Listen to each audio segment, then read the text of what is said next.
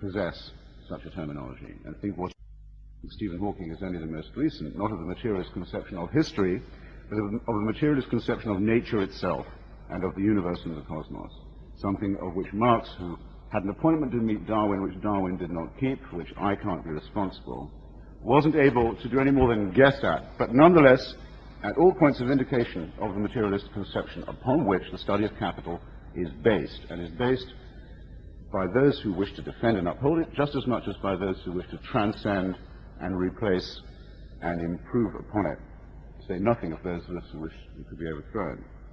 Now, admittedly, Dinesh, I don't want to misrepresent him, doesn't come before us essentially as a modernist.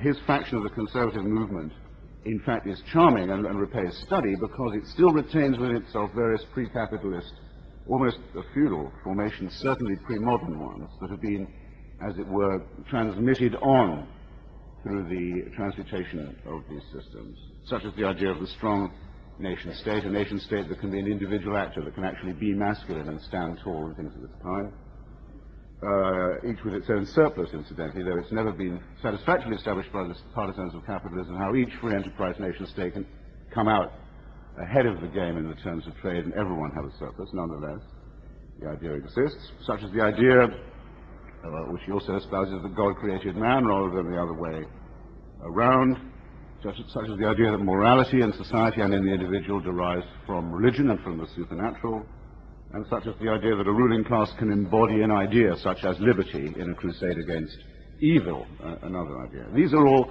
ideas that, as he knows, were stale when Galileo was young, but still are important to the defenders of a system that should really be advancing itself as the culmination of modernism, and yet doesn't quite have that self-confidence. And I find that want of self-confidence intriguing and want to pursue it. I'll give him credit, though, for one confusion that could only have emerged in our own time, a confusion that you could only get in the 20th century, which is that capitalism and free enterprise are in some sense the same thing, how they must wish it was so. Now, I've kept being told all this week that I'll be on the defensive this evening, because after all, you only have to open a daily newspaper to find that socialism is a thing of the past. But I don't really see why I should be on the defensive in the least. For Mr. D'Souza to carry his point, the proposition that's contained in the matter for debate this evening, he has to argue that capitalism has put itself beyond the reach of the socialist critique, that there's simply no point any longer in any of the words I mentioned earlier, any of the terminology I emphasized before, any of the historic critique of the system that's been so painfully evolved. It has to show that capitalism doesn't need that any longer, is proof against this critique. I would rather be in my position than in his, which is why I'm not going to be defensive. The culmination of human endeavor, in my opinion, has not yet occurred. The future has not yet taken place. Everything is still to play for. What we as socialists have said about the way we live now and the mode of life bequeathed to us by the capitalist system has not lost its relevance.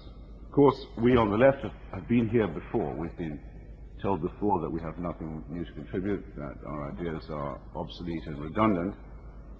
We've been at our own funerals more often than Tom Sawyer. When Capital was first published, von Mises and von Baerwerk and others of the early Vienna school published a long thing. It was published in the 1890s called Karl Marx and the Close of His System, saying there's no need to read this book. That's all. I think it's premature.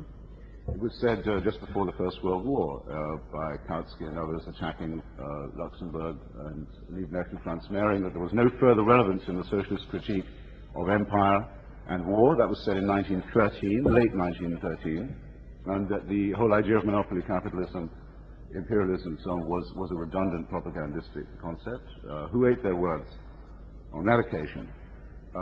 Throughout the 1930s it was said that fascism had done for capitalism what socialism had claimed to do instead, that it had solved the problem of distribution, of unemployment and so on. National Socialism in combination with capitalism was the regnant system in Eastern and Central Europe at that time, tried to extend itself in both directions with consequences which are still, I think, quite well remembered.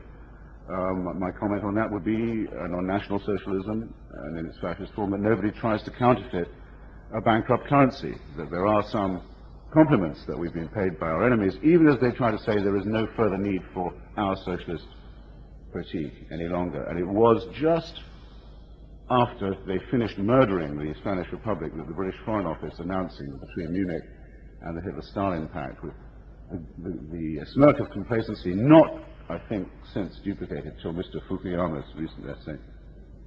That point announced, with all the refulgence of the Foreign Office critique of the modern world, they said all the isms are now wasn't. And that was said in 1939.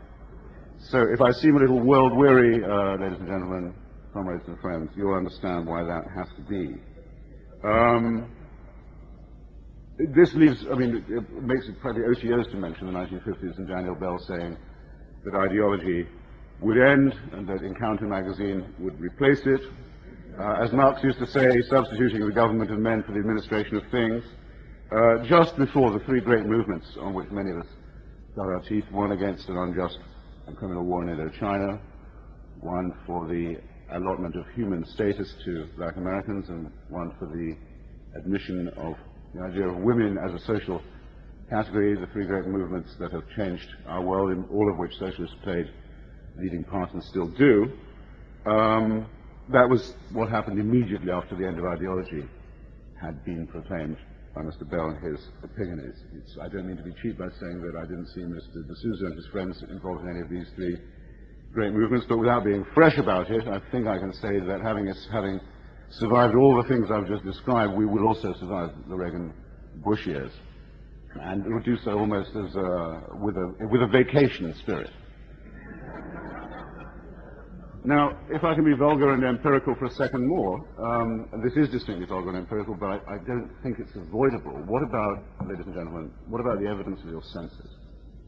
Because after all, the materialist conception applies to the cosmos as well as to the argument about physical economy. I don't honestly believe that if you look around you at the empty and manipulated politics and the huckster and phony religion and the daily insult of your mass media, your television and newspapers, and your fellow citizens eating pet food and sleeping in the doorways of banks, dreading a hard winter as people haven't had to do in a developed country since before the Industrial Revolution, actually having to live by the rhythms of nature in a pre-capitalist sense, and care about the climate as a matter of political economy before your eyes. And did you read the report of how many children in the most prosperous country in the world live below the poverty line? And did you read how generously the poverty line is defined before that research began? I don't believe if you look at the evidence of your senses, and I'm not asking for you to trust the evidence of your emotions, and I'd like to make that distinction. The evidence of your senses and of your reasoning, and the contrast between what is happening and what you know humanity with its resources and innovation is capable of delivering, if you look at that, which is the central, and I borrow another word from myself and my predecessors, contradiction of the system and its potential, I don't believe you're going to say, this is the best we can do. And yet you're all encouraged to think of yourselves, are you not, as proud, individual, autonomous, heroic consumers with rights. And can't you just hear the laughter as they think of you? They've got you more or less taped, I think. You've all been, in fact, collectivized. You live under a system that exhibits some of the worst features of what you're warned would happen if there was socialism, the collectivization of the psyche and of human effort. You've all been collectivized in a sense, don't just mean by the spin doctors and by the market researchers and the professional politicians, but for example, though there's that too, and it isn't to be despised, but by the planners of a nuclear economy.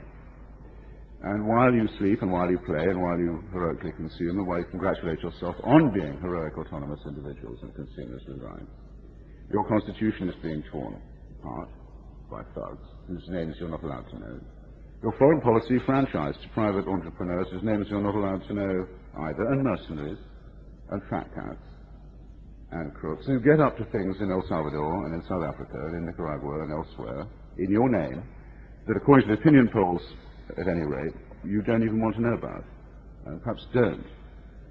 Now, for shame for all that. Is anyone going to say that that's the best we can do, that this is the end of history, that this is the summa of human endeavor? I don't believe it. I don't think that's the way you would wish, if this was a motion for debate, to cast your vote. And then you've all been collectivized, I think, in another way, a very sinister way. Socialists are against statism and collectivism, as you know.